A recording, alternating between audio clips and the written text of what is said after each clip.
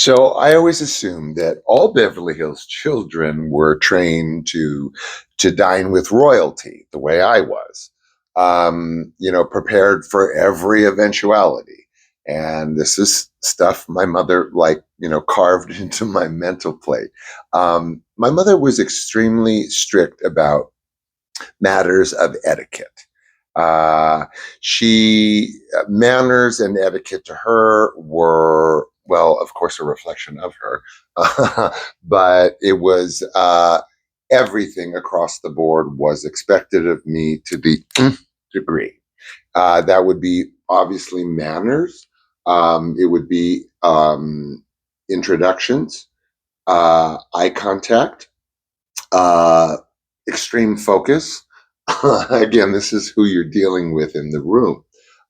Remembering names.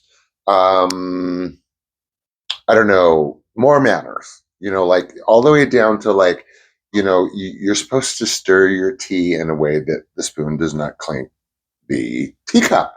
And you're supposed to spoon it out, the top of the liquid out. That's how you stir your tea, and you do not touch the edge of the teacup. I was the only one in my family that was not 100% Irish. I'm only 50% on my mother's side. So I had to kind of you know, put that extra effort into being able to do, tea service for five at 3 o'clock sharp, properly prepared. So she was massive about thank yous. I mean, the woman was obsessed about thanking everybody for everything that that they ever did. Oh my God. Interrupting, again, these are all things I suffered the consequences for if I were caught doing. And she had, pretty much a hawkeye on me without really even being able to notice. Yawning. If I so much as yawned in a room in front of people, it implied, like I did in front of like a very old friend of hers, Helen Chaplin, at her apartment, and I never heard the end of it all evening that I yawned.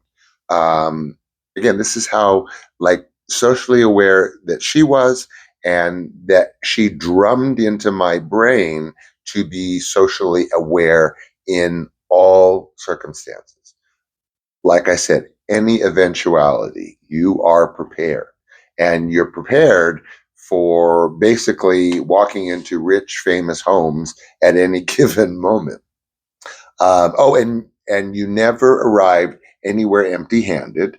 In fact, my mother had an entire closet in one of our four bedrooms that was dedicated to these things that she bought at this place called Buyer Service, where you could buy things in, like cheap silver-plated shit in bulk jewelry boxes, all brand new, packed away, half a closet full to grab.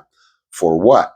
Thank yous or whatever. Any eventuality, like I said.